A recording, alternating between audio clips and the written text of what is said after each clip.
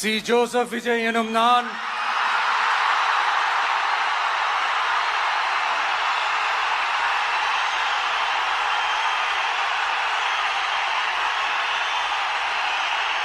சட்டப்படி அமைக்கப்பெற்ற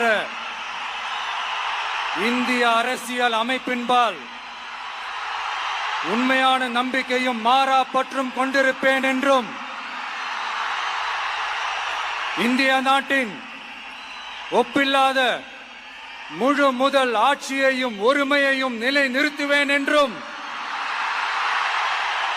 தமிழ்நாட்டு அரசின் முதலமைச்சராக